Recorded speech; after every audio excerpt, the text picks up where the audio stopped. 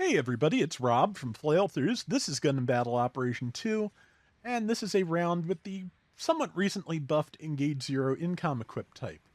It was buffed back in February, so at the end of the video I'll be able to talk about both the buffs and their outcome.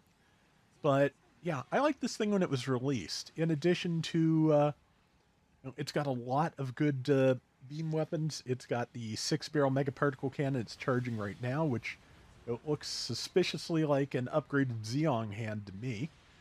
I think it's funny too that the other thing it looks a lot like are the like weapons that they put in with some of the combining transformers a few years ago that were designed to be a hand or a foot or a weapon, just so they could kind of justify putting them in with the toys. So, and so that there's a use for them in both modes.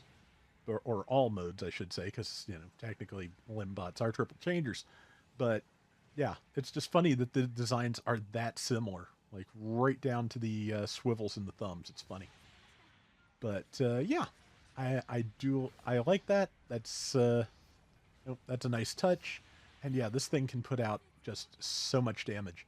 I'm having a little trouble in it in this round landing kill shots, but that means assists, which means more points for the team. So not the end of the world. The end of the world is where I keep missing easy shots, but just, I don't know, just hands a little bit twitchy today, I think. Just, I've talked about the family tremors thing for a while, and yeah, some days the thumb just kind of just does what it wants to do, especially when when I'm agitated, which I was not today, but it also just, yeah, it's just it takes to notions. But yeah, it has the incoms have good range. They do good damage. I believe they upped the build stun in the patches, and yeah, it's a good suit. I like it, and was going to do a before and after, but I seem to have deleted the before round. Also, I should have been watching my back a lot better. Of course, that wasn't a free Jaeger, and that has stealth, so that kind of explains a bit. But yeah, I lost the before round, but it was a pretty good one. So I think I got it confused with things I'd already used and deleted it, but that's okay. This went fairly well, and yeah, like I said, it's a fun suit to use. It is a hover suit, and it's a little slow moving, which can be a problem. But yeah, just again, the firepower on in addition to all just the firepower itself. It's got two sets of incoms that can be used at the same time. You can use the handgun on the right arm while you're using the hand incom, which puts it ahead of just about every Xeon suit with that kind of beam hand. But it also has overload, so if you overheat all your weapons, you can just hit that and do it again. Of course, the trick is once overload is over, you will not be able to use them for a good long time. But it does still have Vulcans and a saber, so that's something at least. And also just if you are not going to make it out of a firefight, but you want to lay on as much damage as you can, you may as well activate that. Which I'm not to the point of wanting to activate that yet, but it's tempting. Yeah. Okay. So I got the assist on the person that was going down the trench, and yeah, somebody else stopped that person, so I don't need to worry about it, which means I can just come back and start laying out damage again. And not too bad. Yeah, of course, the damage on the hand incom is extremely variable because of how many barrels do or don't hit. So that is a thing. The incoms, I guess, are a little bit more reliable, but the damage is overall lower. So, kind of the old question: reliability versus chance for higher. Which, I always like chance for higher. I like taking that. I like making that gamble. And yep, got another assist. And now this Mark II is going to just, and the things behind me are all going to pulverize me. But I'm going to just get as many shots off as I can, which was one. To be honest, I was so startled by someone else getting that Mark II, I kind of didn't think to actually shoot at anything. I was also kind of hoping to use the Mark II as a shield and hit it as it fell down. None of that worked out. I just, I got shot. I blew up. It is, it is the nature of the game, of course. But man, I am really looking forward to the new episode of G-Quux today. That, of course, will hits Amazon Prime Video first. And yeah, um, this week, from what I've seen, is going to be the part that was the first third of the G-Quux beginning movie. So yeah, that is part I've been very interested in, obviously, and I kind of want to see where they go with it.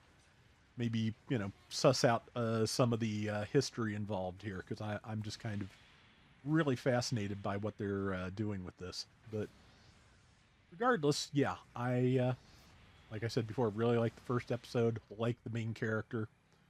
You know, uh, you know, I guess I'll try not to go into details because yeah, it's been available for a week, but a week is only a week.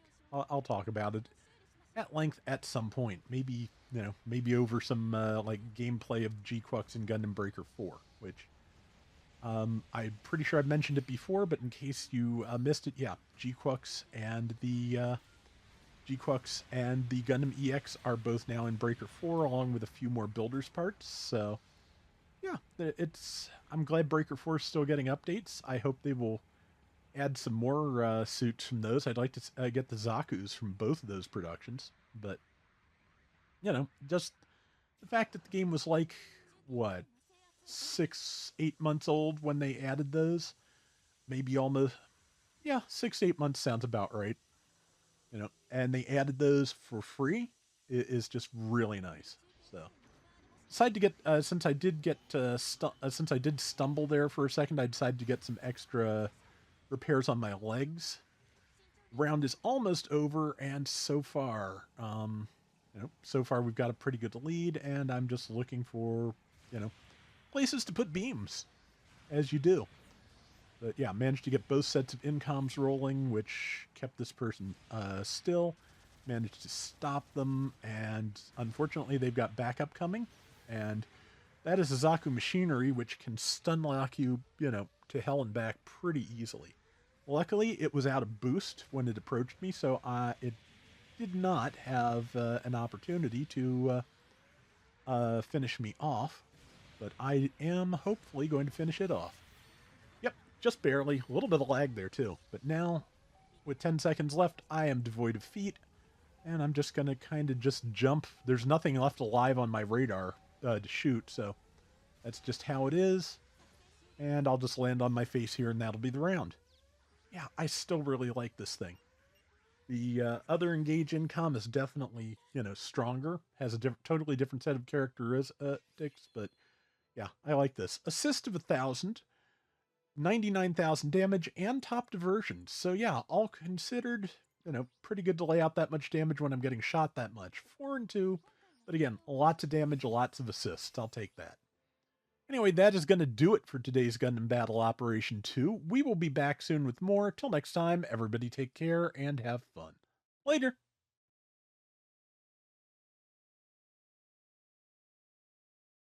Okay, so yeah, the back on the February buffs list, they increased the speed from 125 to 30, so it moves just a little bit faster.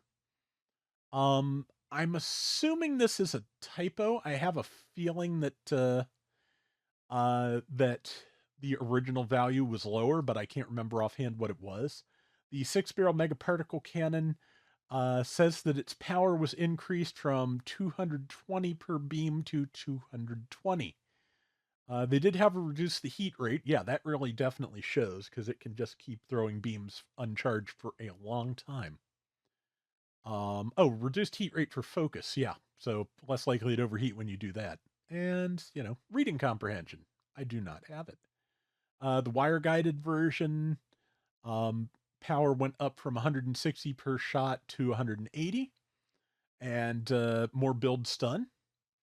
The pincer INCOMs went from 600 per shot to 650, and they also got their build stun increased. So yeah, just overall, it's easier to stun things. It's got a little bit more attack power. And so yeah, there's one level of this. It is at 500. The average win rate at 500 for supports is 50.3%. The Before the buffs, the engaged zero income had 45.8. After the buffs, 50.5. So right on the money. Rival win rate 48.1% is the average. Before buffs, this had 43.3. Now it has 51.2, so it's a little bit above average, which is nice. Damage dealt 68,289 is average for supports at 500. It was doing 63 damage, or 63,000 damage, not just 63, thankfully. Um, and now it's doing 78,983, so it's above average in that and rival win. And amount of MS loss was the average for 500 supports 3.1. It was 3.3, and now it's 3.1. So yeah, the buffs worked. Matter of fact, they may have worked too well to a certain degree, but not within not a huge amount above, I'd say. And we'll just have to see how that pans out in the long run, since I don't know how many of these are honestly in circulation. I don't see them a lot, which is a shame because, again, like I said, I like it.